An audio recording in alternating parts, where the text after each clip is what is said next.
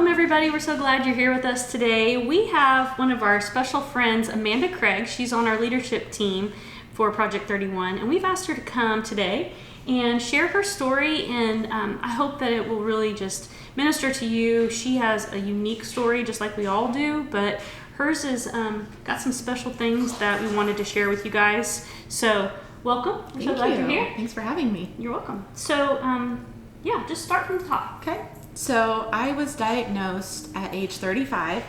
It will be 6 years, August 3rd, that I was diagnosed with stage 4 triple negative breast cancer. I was 8 months pregnant with my daughter, and I was actually at a prenatal massage, and I was just laying on my side, and they were like, there's something, kind of hard under your arm. And I was like, well, I'm 8 months pregnant. What is it, lumpy or bumpy or, that sort of thing. And so, a couple days later, I was actually had an appointment with my OB, and I told him about it, and he said, oh, it's probably nothing, but let's go ahead and have it looked at. But little did I know that was, he actually knew something was wrong. Mm-hmm. That was just his way of trying to not get me worried about it. But thankfully, he did send me somewhere quickly. I have lots of friends, that doctors were told him that, oh, it's nothing, don't worry about it, when it actually was. So very grateful for him and his quick reaction to that. And so a couple days later, I got in and I had an ultrasound done, and I went by myself. I didn't think anything of it. Yeah. And now, had you been feeling weird aside from pregnancy? I mean, it was August, and I'm 8 months pregnant, so I wasn't feeling well anyway in general. But other than that, no, I really hadn't noticed anything different. And so I was like, I'm just gonna go run. It's nothing. And so I went there and had the ultrasound done, and the ultrasound tech left, and she said, let me go, make sure he's got all the images that he needed. And so he came back with her, and he says, is there a history of breast cancer in your family? And I knew instantly then that this was not a good sign. And so so he says, I want to do a biopsy. I think it's breast cancer. And so they left to go see when they could get me in for a biopsy. I call my husband and let him know what's going on. He was at work, and before he could even get there, I had already had the biopsy done and was walking out to the parking lot. Wow. And so it was like boom, boom, boom. Thankfully, they were able to do the biopsy then. Yeah. Since I was pregnant, everything moved really, really quickly. Mm-hmm. And it was a good thing. It was all a God thing. But I, being triple negative, I had a very aggressive, fast-growing type of cancer. And so they thought that I'd only probably had the tumor just a few months, if that. And come to find out, it had traveled to my liver. And just within a couple of weeks, so they were basically about the same size.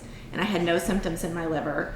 The only reason why we even found out that it was in my liver was we had asked my oncologist, like, how do we know, that it's not somewhere else? And so I was originally staged at stage 2.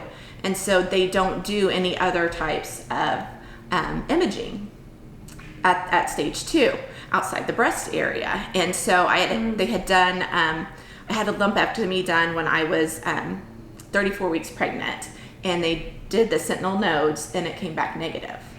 So how quickly after you had the biopsy to when you were in surgery? Like, how fast was that? Like 2 weeks or less. Wow. Yeah. Okay. And my breast surgeon had, before we'd even found out it was in my liver, he had said, had you waited a few more weeks, it would have been a matter of life and death. And that was before we even knew it had already spread. So, and it was, God just worked all over all of it. But the nurse that watched the baby, that monitored the baby while I had the lumpectomy, requested to be on my C-section when I had my daughter and had to have her 3 weeks early.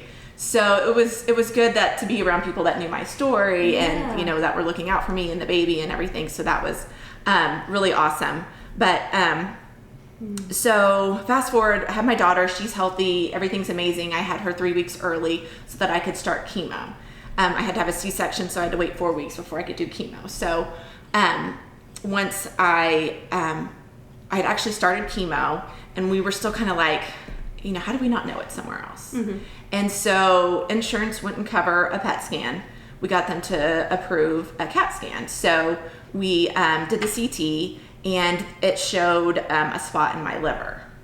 And so only then would they approve the PET scan. So we did the PET scan and come to find out it actually was cancer in my liver. And so when Ella, my daughter, was 2 months old, they did a left lobe liver resection. And so I spent 10 days in the hospital when she was just 2 months old. So, which for you to even be able to have that surgery yes, is a blessing. Yes, because there's a lot of women who aren't candidates for that type of thing. And since it wasn't in my lymph nodes, it had traveled through the bloodstream, it made me a candidate to be able to do that. And since we were able to get the original tumor in the breast out as well. So I kind of had a unique case of stage 4, but... So it can go through your lymph nodes or bloodstream. It doesn't have to go through the lymph nodes. And that's what's crazy to me, and why insurances won't cover, for PET scans and additional scans, since they know that it's not just traveling through the lymph nodes. Hopefully one day that will change, but and that's another good reason to be an advocate for yourself. And you've had to do that constantly. Yes. Like throughout, even after this, yeah, she's consistently had to fight to get PET scans. Yes. There were several times that they said, you don't have active cancer or, that sort of thing. So they wouldn't pay for PET scans. So I had to pay for all of my PET scans. They'll do like breast imaging and stuff like that. And they've done MRIs for my liver. But anything that is like to try to prevent or to catch it early, they won't. They call it preventative. They won't do those. They won't cover those with the insurance. So, but the crazy thing is it happens so fast and I didn't have pain in either one of those areas, in my liver or in the breast. So if you wait till you have pain, there's no telling where it could be and how much it's spread and how big it is. So, so anyway, but the hard part, was being in the hospital when my daughter was 2 months old, and I had a 4-year-old son. We were building a house. It was the craziest time. It was the trifecta: newborn, building a house, cancer. Thankfully, we had a great support system. But it was really hard because I had nursed my son for 15 months, when he was a baby. And to have that taken away from me with my daughter, and feel like I was failing her in some way, or that I wasn't going to be able to be as close to her. Yeah. And so I had to deal a lot with that and try to work past those feelings of guilt, especially, going through chemo and not being able to even, hardly hold her or do, anything. Yes, it was quite an experience. And that whole first year, there's still lots of things I don't really remember about her whole first year of her life. And I remember thinking how bad and sad that was. But over the last few years, the Lord has restored our relationship, and we just have the most precious, close relationship. So I'm so thankful that, that He gives us that time that we've lost, and so, it's so funny.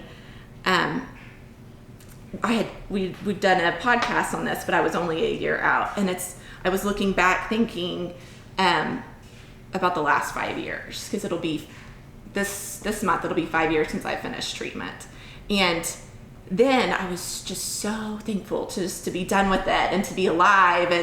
And now it's like you've gone through all these different processes, and you've had time to kind of look back at your journey and see all the things and challenges that you've had from then.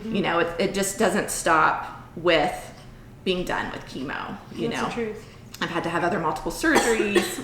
Being triple negative, there is no like pill or hormone blocker or anything else that you can take. It's just kind of hope and a prayer that it doesn't come back. So I'm fortunate and unfortunate in that sense, because I know that there's a lot of side effects and stuff that women deal with on those hormone blockers. But, just even going in for a scan and having those worries. And then, we've lost several friends over the years, and I think that has been really hard in trying to work through the survivor's guilt and, trying to figure out why I'm here and they're not. And why ultimately I know it's because God still has a plan for me. It's still hard to I think anger. I'm more angry now than I was going through it sometimes, you know? Yeah. But I also know that it's important for me to live my best life and to do honor to those that we've lost by continuing to, you know, share God's love with others and even just play with my kids and just soak up those moments. Mm-hmm. So, well, I know for you, like your faith is what is so.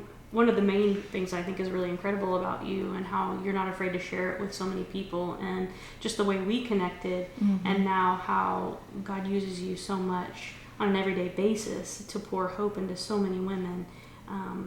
And you've started a business now, mm-hmm. and it's pretty incredible. Yeah, so I, you know, when you're a mom and then you go through cancer and you just kind of become this person you don't even know anymore. You know, you feel like you've lost your true identity. Mm-hmm. So about a year ago, God was really pulling my heart to do something again. I've been a stay-at-home mom with my kids for the last 9 years.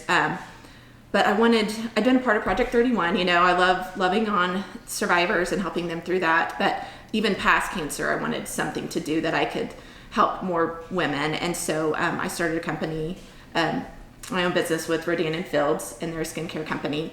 And so that was fun to get to help and to love on women and empower them to feel good in a different aspect mm-hmm. of cancer, kind of get aside from that. Mm-hmm. And then we got to do the Bible study mm-hmm. at Crossings mm-hmm. With the Staring Cancer and the Faith that Project 31 created. And that was really neat to get to do to be around survivors in another aspect mm-hmm. as well. So God's always working on something, and it's fun mm-hmm. to watch him use us and us get to learn and grow together. That's another thing I love about you is that you continually just look forward. Like, you're not allowing this to hold you back or to stay in a place of despair, but that you continue to allow God to use you and to give you dreams, and you pursue them. And I love that about you. So that's what I was going to say for you guys. Like she was saying, so much of this, we feel like it takes a lot of our identity from us, but God still has purpose for us. As long as we're here and as long as we're breathing, he's still moving and he's still using us. And Amanda is evidence of that, and she's continuing to just grow and flourish, and he keeps giving her more, you know. And so I just want to encourage you today to know that wherever you are, that God has a purpose for you, and that he's continuing to use you in some capacity. And I think a lot of times it's us just having a willingness and asking him, you know, even if you are in the middle of treatment and you can't move or do a lot, maybe it's you praying for others or making a phone call, a text message, whatever it may be. So we just want to encourage you today to know that God has purpose for you. So thanks for joining us today.